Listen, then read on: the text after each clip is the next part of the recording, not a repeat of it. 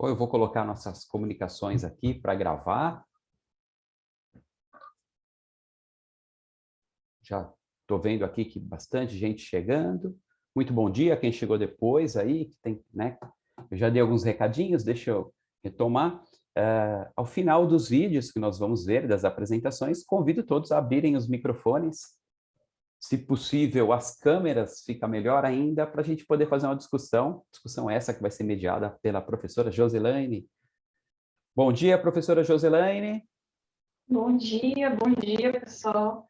Eu sou Joselaine, sou doutoranda do Programa de Pós-Graduação em Educação Científica e Tecnológica da Universidade Federal de Santa Catarina. Vou apresentar um trabalho, também nessa sessão eu fui convidada para coordenar e fazer mediação. Espero que seja um dia produtivo, uma manhã produtiva para todos nós.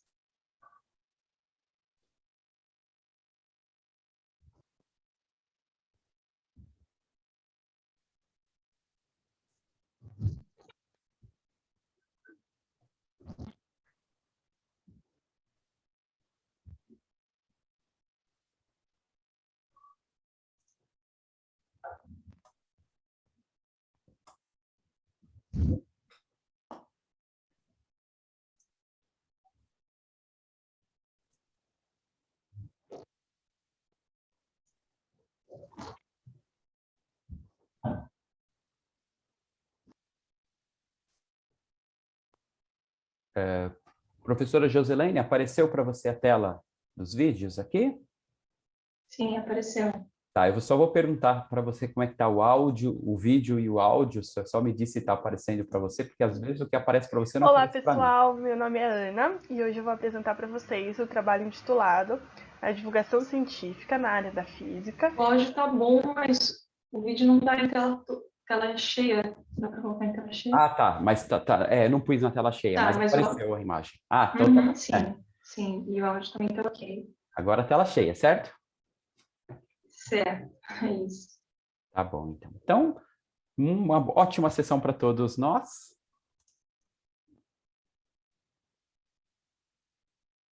Olá pessoal, meu nome é Ana e hoje eu vou apresentar para vocês o trabalho intitulado A Divulgação Científica na Área da Física em um periódico de educação e ciências, trabalho esse que foi coescrito junto com a professora Adriana Pugliese.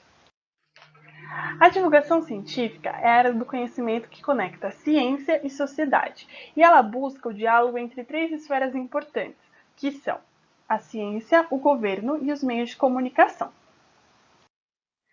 Bom, diferente do passado que priorizava as ciências duras, a divulgação científica atual ela busca englobar todas as disciplinas.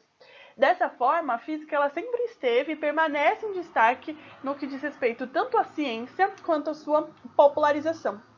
Nesse campo da física, nós temos nomes pioneiros na divulgação, como Galileu, Kepler, Euler, Faraday, mas é Einstein que, inspirado em livros científicos populares e sabendo da importância de se divulgar ciência, se propõe a desenvolver atividades e escrever textos específicos de divulgação. E isso culmina, possivelmente, no entendimento que a gente tem hoje, que a divulgação científica é um gênero literário à parte.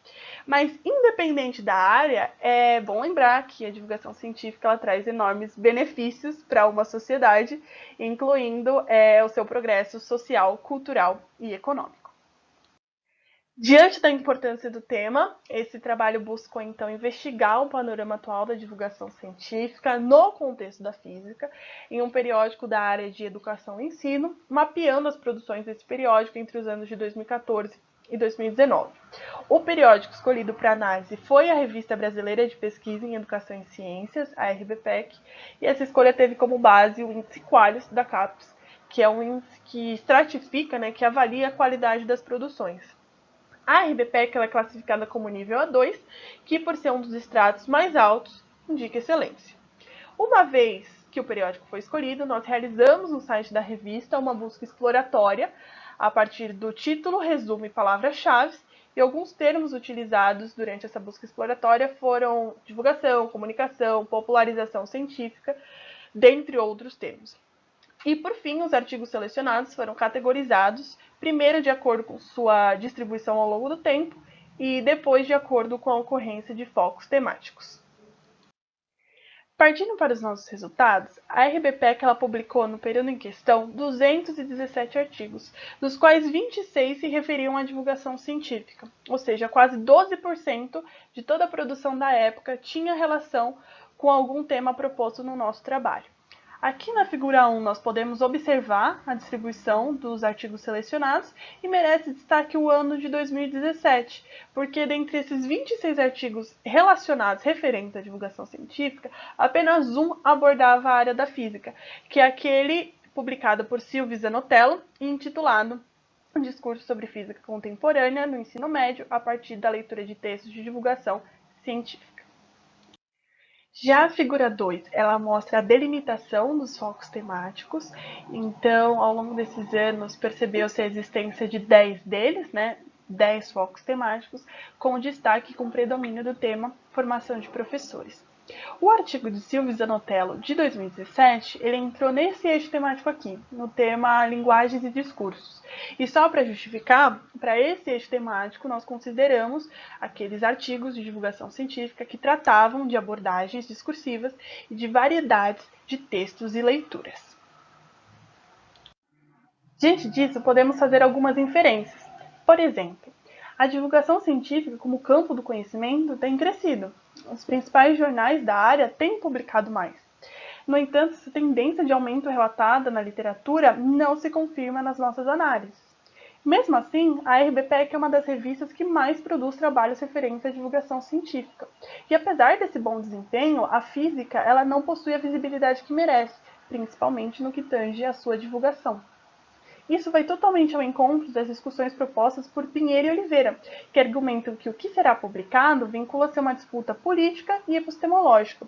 Dessa forma, as relações de poder determinam quais temáticas se mantêm privilegiadas e quais se mantêm preteridas. E nesse contexto, nós nos aproximamos também daquilo que é proposto por Archer e colaboradores. O valor atribuído ao capital científico nos ajudaria a compreender a reprodução dessas desigualdades, dentro da participação da ciência. É isso, muito obrigada.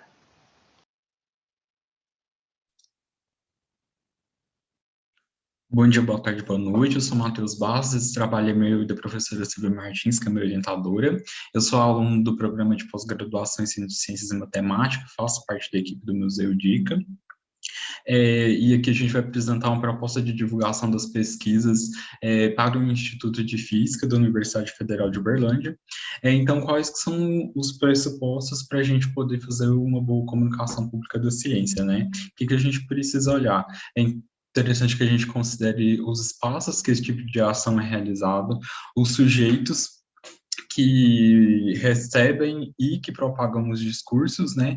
Que tipo de discurso é produzido e reproduzido por esses sujeitos nesses espaços e quais que são as relações entre eles, né? É importante a gente também considerar o contexto da ciência, né, quais são os processos e os métodos, a epistemologia da ciência para a gente poder falar com o público.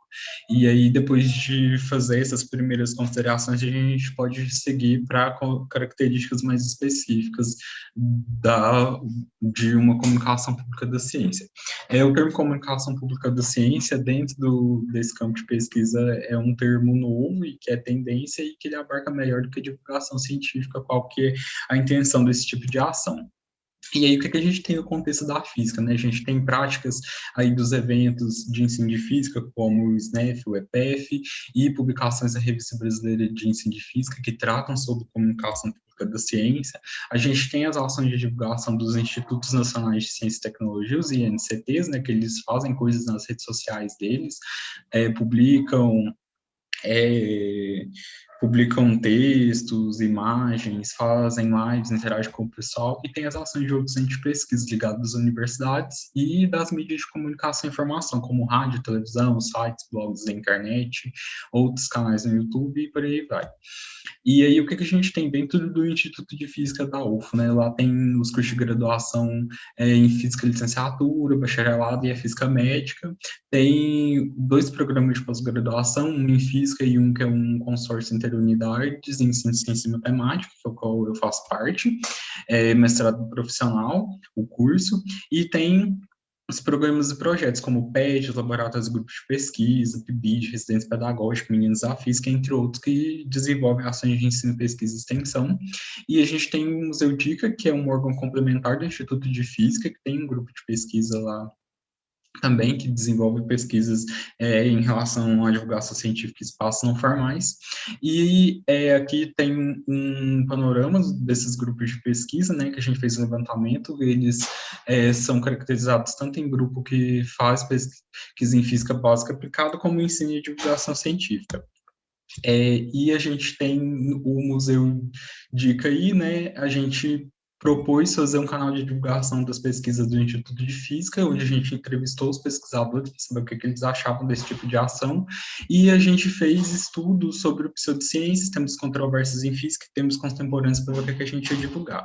E aí a estrutura desse canal é que a gente apresente as pesquisas e os pesquisadores constantemente, a gente cria um espaço de diálogo dos pesquisadores com o público, via lives, palestras, e até mensagens, e a gente cria um acervo de registro das pesquisas como patrimônio material de tudo que é produzido aí pelo Instituto de Física.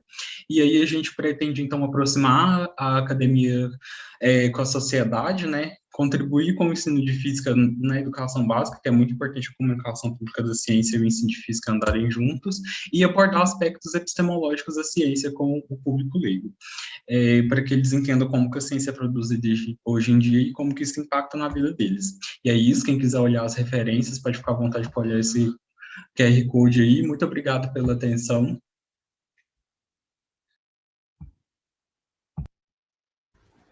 Olá a todos e a todas, eu me chamo Gisele e hoje eu vou apresentar o trabalho realizado por mim e pela Tuane Valverde e pelo professor Emerson Isidoro. O nosso trabalho tem como título o uso de artefatos audiovisuais como possibilidade didática para a divulgação científica na educação infantil. O nosso objetivo com esse trabalho é apresentar e discutir práticas de intervenções didáticas voltadas à divulgação científica para crianças, no contexto da educação infantil, por meio do uso de artefatos audiovisuais. As intervenções didáticas elas foram realizadas em uma escola pública de Guarulhos, com a colaboração das graduandas do curso de Pedagogia da Unifesp, bolsista do programa PIBID, que é o Programa Institucional de Bolsa de Iniciação à Docência, juntamente como parte do projeto Joaninha, que é um projeto de extensão voltado para crianças da primeira infância, sendo um dos projetos que compõe o programa de extensão Banca da Ciência.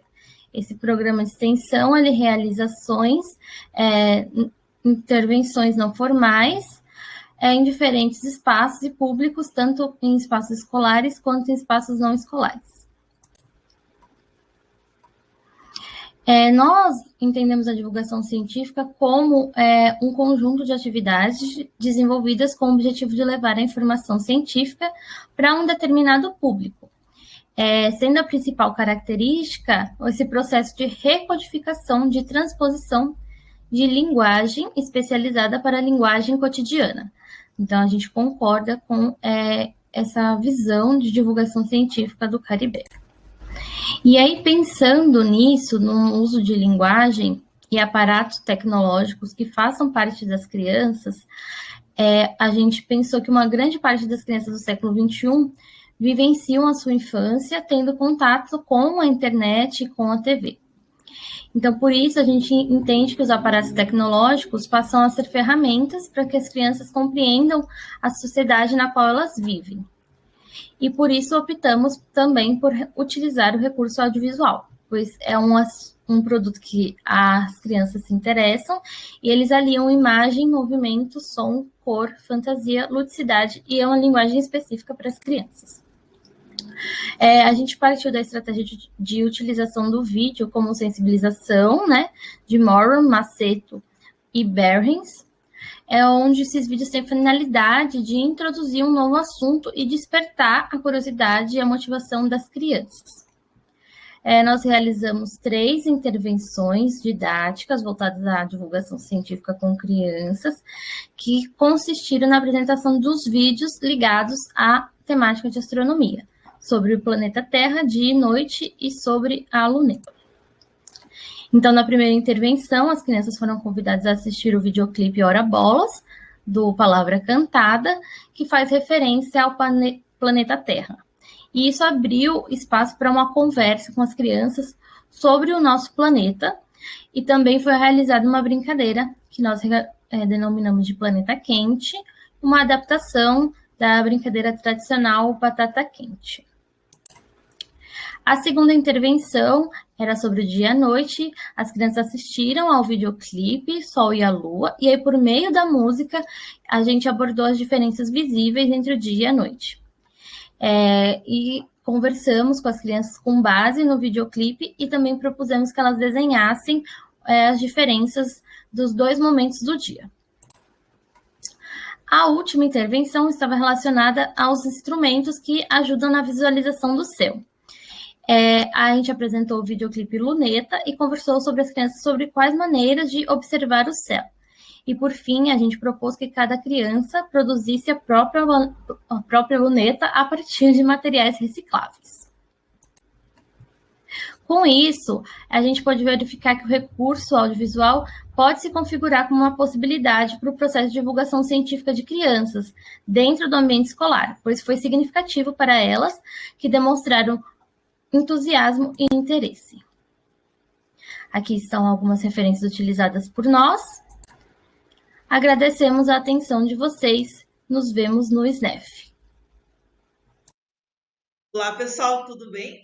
Sou a professora Andresa e estou aqui para falar um pouquinho sobre o projeto intitulado Um estudo sobre a invisibilidade das mulheres na física nas escolas da rede básica de ensino. Como é sabido, o desenvolvimento científico dos últimos 2 séculos foi creditado ao gênero masculino, tanto no mundo como no Brasil. Na área das exatas, por exemplo, há quase uma invisibilidade feminina, fruto de um processo de muitos séculos. Quando a gente fala, em mulheres do século passado, a gente geralmente imagina ela em casa, fazendo seus trabalhos domésticos, sendo esse trabalho iniciado muito cedo e afastando essa menina das escolas. Então, como a participação dos homens é consideravelmente maior, é necessário estratégias para mostrar que as mulheres elas também são responsáveis por grandes avanços tecnológicos. E a gente precisa dar ênfase mais a isso durante nossas aulas. Frente a essa realidade, esse projeto, então, ele visa, primeiramente, fazer um diagnóstico sobre a presença feminina na ciência, de modo a gente encontrar melhores estratégias para divulgar e motivar essas meninas na rede pública para que elas busquem a área das ciências, no seu futuro acadêmico. Esse primeiro diagnóstico, então, ele foi feito a partir de um questionário online, que foi distribuído às escolas de ensino médio, e os dados coletados, eles serviram como diagnóstico inicial de nosso estudo. Participaram desse questionário, 116 discentes, como a gente está vendo ali, o percentual de meninas e sem identificação estão mostradas no quadro, e a grande maioria dos alunos eram alunos de primeiro ano, mas também houve participação de alunos de segundo e terceiro ano. Primeira pergunta que foi feita, se você conhece alguma cientista mulher que seja famosa, 64,7% dos estudantes disseram que não conhece nenhuma mulher famosa. Esse valor já era esperado, ele já foi encontrado em outros estudos, e nós acreditamos que essa invisibilidade feminina ela é consequência de uma construção histórica, como a gente comentou antes, da qual a mulher é considerada inadequada para o meio científico, E, infelizmente, quando a gente pensa em ciência, em físicos, por exemplo, a gente geralmente pensa em Isaac Newton ou Einstein, a gente não costuma lembrar da presença das mulheres. Não é dada a mesma ênfase, o mesmo protagonismo a ela durante as nossas aulas de física. Na segunda pergunta, a gente perguntou se você conhece, dentre aqueles aproximadamente 35%, qual era o nome dela. Aí saiu essa lista, gente? Eles poderiam citar mais de uma pessoa se eles conheciam, e aqui vai a lista desses cientistas que eles comentaram. Comentando um pouquinho sobre essa tabela, né? Marie Curie, ela é a mais citada, né, entre os estudantes. Ela é muito famosa, realmente. Se a gente for olhar a foto, lembrar da primeira fotinha que eu postei aqui na nossa apresentação, ela é a única que está na foto, né? Ela foi uma cientista muito proeminente da época, né, por suas descobertas com urânio, polônio, com os elementos químicos. E além disso, ela é muito conhecida pelos prêmios Nobel, né? Ela é a única mulher a ganhar 2 prêmios Nobel, né? E além disso, saiu um filme recentemente sobre ela na Netflix. Então, ela é muito interessante e excelente que seja lembrada. O mais interessante dessa pesquisa é que outras cientistas também foram lembradas, tais como a Rosalind Franklin, a Katherine Johnson e a Kate Bowman mais recentemente, né? E a gente acredita que isso foi graças, né, a filmes, graças à divulgação na internet, né? Que também ajudaram e contribuíram para que elas fossem lembradas. Então, nós acreditamos que é necessário maior incentivo dos professores a apresentar essas mulheres e os trabalhos que elas desenvolvem, e também é necessário criar espaços e plataformas digitais capazes de disseminar informações relacionadas às. Então, para aumentar nessa divulgação, a gente está criando o projeto Ciência Feminina para divulgar um pouco e falar sobre essas mulheres na ciência. O projeto conta com a colaboração não só da nossa universidade, mas também da UFPR e da UFES. Essas são nossas referências. Muito obrigada.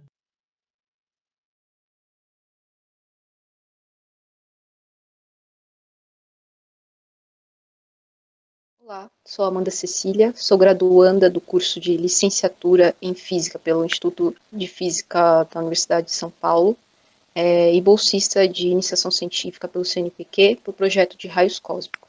Esse projeto de extensão de raios cósmicos visa estabelecer uma rede de relações entre escola e universidade por meio do estabelecimento de uma rede de detectores de raios cósmicos em escolas por todo o país. Então, a ideia desse projeto surge da preocupação com a inserção da física moderna e contemporânea na sala de aula e também com a questão do acesso desigual ao conhecimento técnico-científico, uma vez que ele é originalmente produzido em instituições como universidades e, na maioria das vezes, fica enclausurada nelas. Esse projeto é dividido nas dimensões técnicas e dimensão ensino, cuja primeira tem envolvimento com o estudo e desenvolvimento dos detectores e simuladores, e a segunda com a elaboração de materiais e abordagens didáticas que possam dar suporte ao modelo experimental, que é o detector, e também a dimensão do processo avaliativo da própria proposta. Esse projeto em questão está mais relacionado com a dimensão ensino, em especial com a avaliação do projeto. Então, partindo dessa questão da desigualdade de conhecimento que eu falei anteriormente, a gente tem que um projeto que tem como objetivo se estabelecer em escolas por todo o país, tem como um desafio a ser enfrentado as diferenças de contextos sociais e regionais. Então, como a gente consegue avaliar um projeto levando em consideração essa diversidade? Apenas as notas, né, que são números ou menções, não são capazes de fornecer informação suficiente para a gente de que o projeto está sendo bem encaminhado. Então, o caminho traçado para elaborar essa avaliação foi por meio do mapeamento dos contextos escolares das escolas parceiras. Esse contexto foi dividido entre contexto amplo, que está relacionado com as condições sociopolíticas características dos entornos em que as escolas estão localizadas, e o contexto específico, que tem mais relação com as características socioculturais dos alunos envolvidos no projeto. Com relação ao contexto amplo, a ferramenta estatística utilizada para obtenção de dados foi o Índice de Desenvolvimento Humano, por ele dispor de informações que estão dentro da dimensão saúde, educação e renda. E com isso a gente conseguiu obter a informação de que os municípios que se localizam as escolas parceiras têm IDHM na faixa do muito alto e alto. Teoricamente seriam municípios cujo desenvolvimento humano, né, em questões sociais, se desenvolvem de maneira semelhante. No entanto, somente a análise desse dado não é capaz de nos dar uma informação segura acerca de como o projeto pode ser avaliado nessas regiões. Então, o que foi feito foi uma relação desse dado de IDHM com o desempenho de alunos, né, de estudantes que residem nessas regiões, no Exame Nacional do Ensino Médio, o Enem, para os anos de 2017, 18 e 19. Uma análise breve dos resultados obtidos pode nos indicar que existe uma distribuição que se repete ao longo dos anos. Então, os municípios cujo IDH estão na faixa do muito alto apresentam uma dominância da proporção de alunos em intervalos de notas maiores que 500. E os estudantes que residem em municípios que estão na faixa do IDHM alto têm uma maior dominância em intervalos cuja nota é menor que 500. No entanto, a análise desses dados não nos fornece respostas concretas. O que elas nos permitem aferir é uma abertura para problematizar a relação entre esses dois fatores, né, em questão de desempenho no exame nacional e o IDHM. E a possibilidade também de investigar o peso de outros fatores, como, por exemplo, a administração escolar, onde a gente vai encontrar as respostas para essas questões, essas problematizações, né? Como esses fatores se relacionam, quais são os seus pesos, exatamente nos contextos específicos. E aí, para o contexto específico, a ferramenta elaborada foi exatamente um questionário que pode fornecer informações relacionadas aos fatores socioeconômicos, culturais, que permeiam esse contexto escolar específico dos alunos que estão envolvidos no projeto e podem até dar indícios da relação dos alunos com as ciências da natureza, seus conhecimentos prévios com relação aos raios cósmicos, fornecendo assim as respostas que procuramos para saber quais são os fatores e os pesos desses fatores que vamos levar em consideração no momento da avaliação do projeto. Essas são as referências que foram utilizadas para elaborar esse primeiro passo do projeto. Agradeço a atenção e bom evento a todos.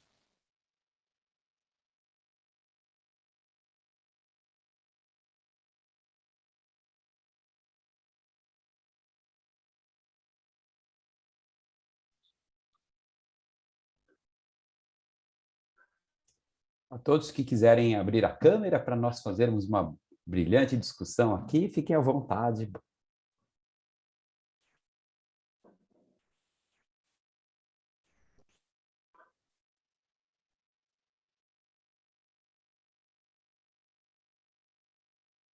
Só acho que eu estou com um problema na minha conexão, vocês estão me ouvindo? Estamos sim. Acho que nesse primeiro bloco a gente consegue ver uma diversidade muito grande de trabalhos, né?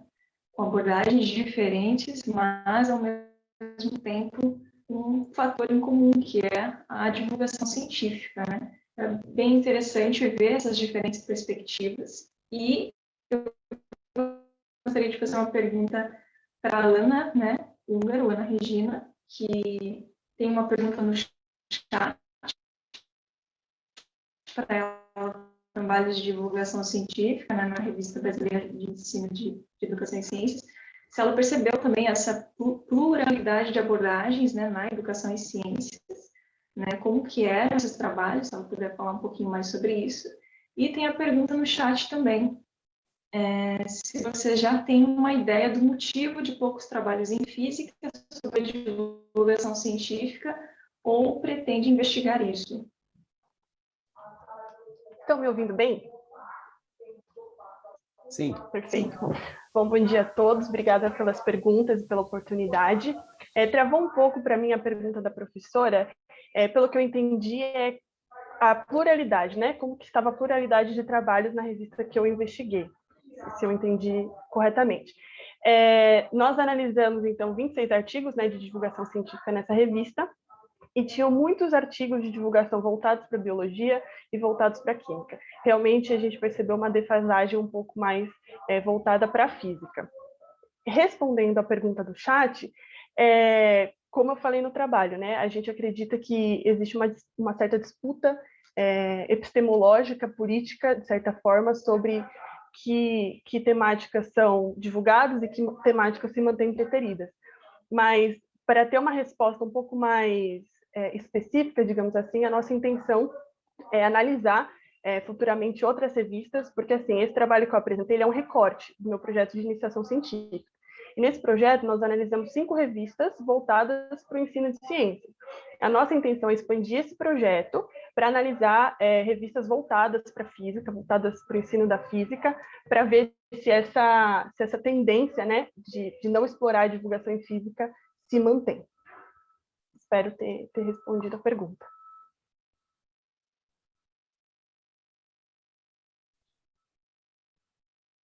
Sim, sim.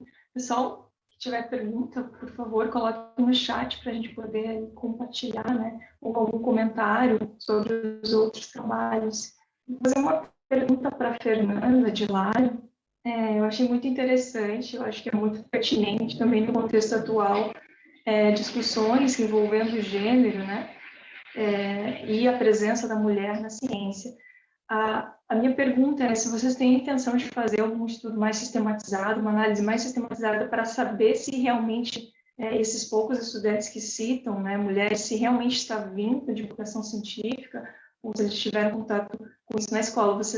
Eu entendi que vocês colocam uma hipótese que isso tem relação com a divulgação científica, mas não foi abordado isso no questionário diretamente. Então, se vocês têm a intenção de fazer um estudo nesse sentido, e também como que vocês veem a mulher, né, nesses filmes, nessa divulgação científica atual. Vocês veem algum problema? Vocês veem como algo positivo? Há algum problema? Há alguma distorção também?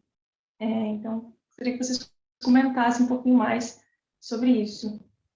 Bom dia a todos, né? Eu estou representando a Fernanda de Lara, sou a professora Andresa, e realmente, né, nosso estudo, essa parte ela foi inicial, ela era para ser um trabalho presencial, né, que a gente queria desenvolver dentro da universidade.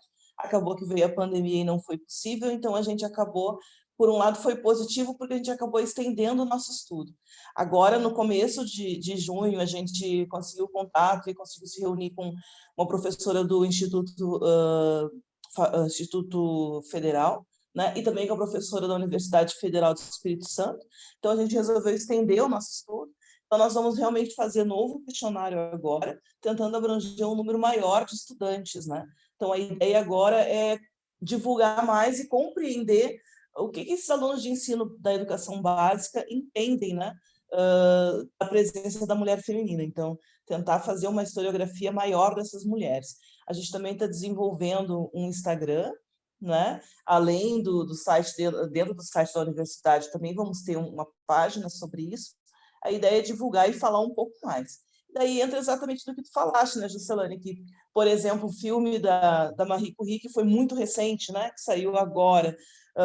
Eu não sei vocês, mas eu me senti meio que decepcionada, né, porque tentaram usar o lado romântico dela e esqueceram dos feitos dela, né? Então, eu queria biografia, e fiquei ali, né? Estava mega ansiosa pelo filme, e quando o filme veio, meu Deus, foi bonito, mas foi decepcionante, né? Eu acho que poderiam ter dado muito mais ênfase aos feitos dela, né? As coisas que ela fez, do que a sua história romântica, que também é bonita, mas ela não é o principal, né? E isso não foi só neste filme, há outros filmes aí que são, querendo ou não, biografias e que não tem esse perfil, né, de divulgar ela, de mostrar a mulher forte, né? Então, a nossa ideia é comentar essas histórias, é falar sobre essas histórias dentro da rede social, de modo a tentar divulgar com o maior número possível de pessoas.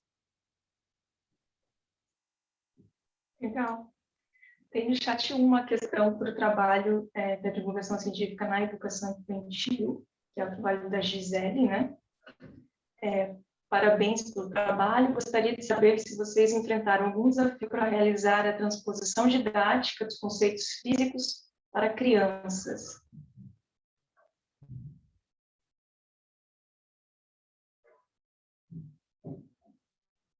Estão me ouvindo? Bom dia. Sim, estamos. Peço para me avisarem que a minha internet está um pouquinho instável, então se eu travar, por favor, se alguém puder me avisar. Então, obrigada, Rosana, pela pergunta. Sim, nós enfrentamos desafios. O principal desafio, na verdade, foi a linguagem.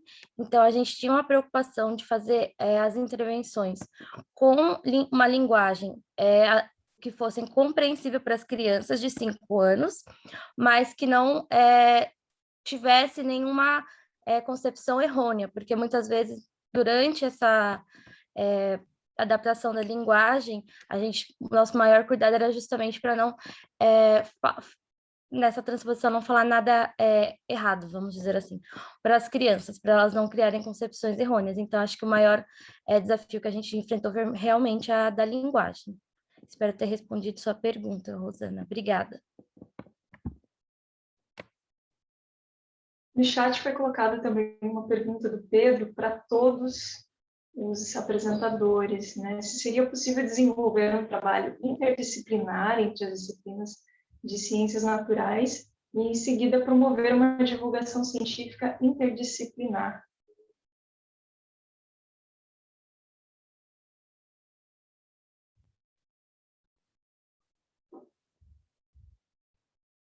Alguém gostaria de falar um pouquinho sobre isso?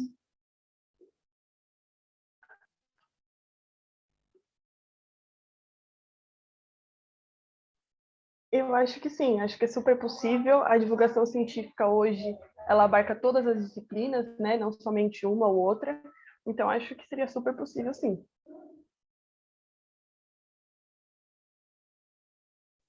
Eu respondendo essa pergunta, boa tarde, ou bom dia a todos, né? Eu sou o Matheus, prazer. Eu acho que é possível também, inclusive, alguém falou da questão da divulgação científica, acho que foi até a Ana, né? Da questão da divulgação científica ser um gênero. Tem isso em livros de linguagens, da área de linguagens. Eu vi os livros, eu sou professor de educação básica também, eu vi os livros do novo PNLD, e lá tem a divulgação científica enquanto um gênero da área de artes e da área de língua portuguesa. Então, eu acho que dá para a gente fazer um trabalho interdisciplinar, sim, além de trabalhar com outras áreas de ciências da natureza, né? Que no caso da química, da biologia, a gente consegue fazer diversas coisas que tem várias temáticas aí que se relacionam de alguma forma.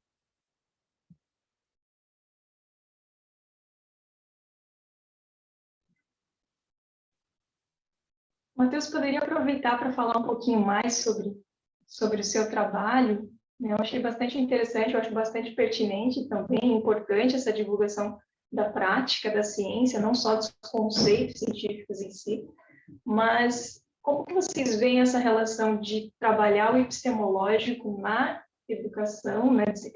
Digamos assim, divulgar a parte epistemológica, a parte de construção, do processo de construção do conhecimento científico, e, ao mesmo tempo, não enfraquecer a ciência, ou, na verdade, divulgar esse processo de construção da ciência fortaleceria a ciência? Como que vocês veem isso? Então, essa é uma parte muito difícil, né? Porque, assim, o meu trabalho, ele saiu do quê? Eu propus inicialmente a gente falar sobre mecânica quântica. E aí, com as pesquisas que a gente fez, as coisas que a gente foi andando aí com a pesquisa, a gente viu que falar só da mecânica quântica não é importante. Eu estou no mestrado profissional, né? Além da pesquisa, eu preciso apresentar o produto. E assim, a gente, com as nossas experiências que a gente teve, porque esse foi um projeto que está sendo desenvolvido toda a parte no virtual. A gente percebeu que quando a gente envolve as pessoas no fazer científico, a gente mostra para elas como que é feita a ciência, a gente deixa para elas as coisas claras de alguma forma, a gente consegue envolver mais o público, sabe? Quebrar essa coisa de que essa visão que as pessoas têm da ciência, né? De que é tudo muito estranho, que o cientista é um vilão que quer acabar com todo mundo por interesse próprio.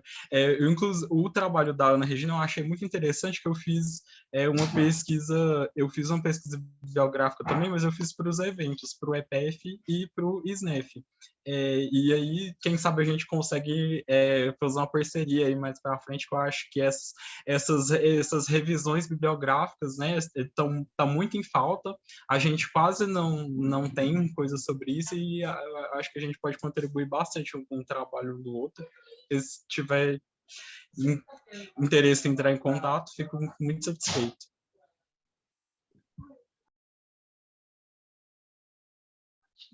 O Pedro Rosa comentou ali no chat a respeito da pergunta anterior, né, que era para todos os participantes. A ideia é que com os novos PNLD há uma reconfiguração das três disciplinas, então talvez tenhamos que repensar os processos de divulgação e da crítica epistemológica da construção científica, né? E certamente precisaremos aí de novos debates sobre isso.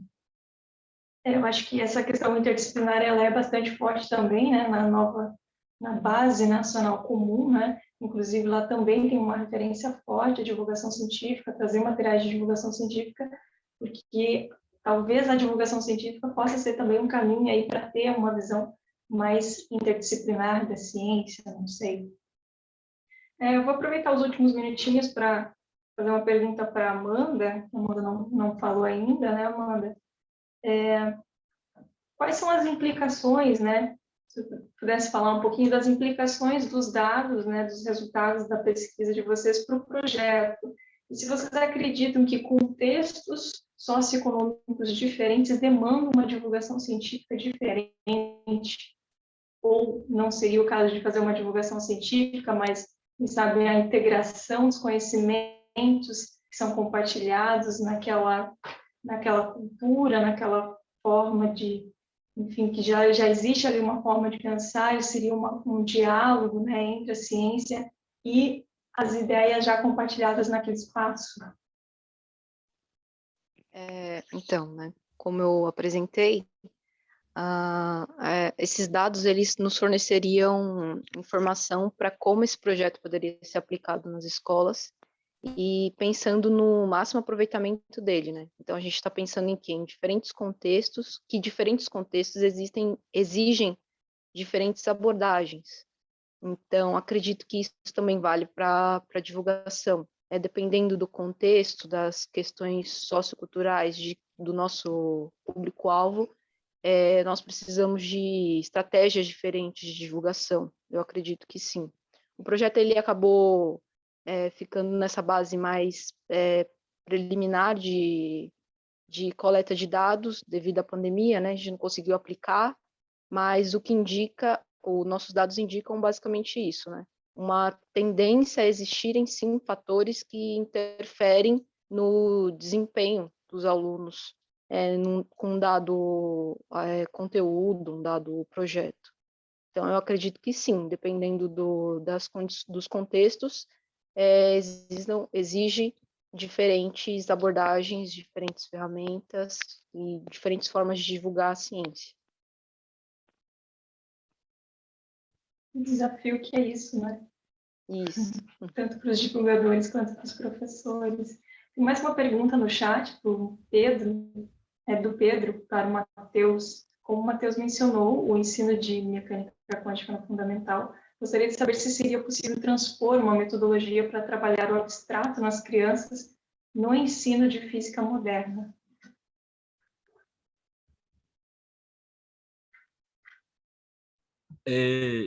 Então, a gente que ainda não trabalhou com crianças, né, a experiência que a gente tem com crianças é do tempo presencial, quando a gente recebia visitas no museu com crianças. Eu trabalho mais com a parte de espaços não formais mesmo, e minha experiência de trabalho com o pessoal do ensino médio na sala de aula. Mas eu acho que é possível propor uma metodologia assim, inclusive a gente usar da licença poética que a arte tem, né? E assim, as crianças elas produzem coisas muito interessantes, então a gente talvez possa propor alguma coisa nesse sentido e ver o que elas têm para mostrar para a gente e a gente poder avaliar esse trabalho. Eu acho que é isso. Pessoal, o papo tá bom, mas acho que a gente precisa passar para o próximo bloco de trabalhos, né?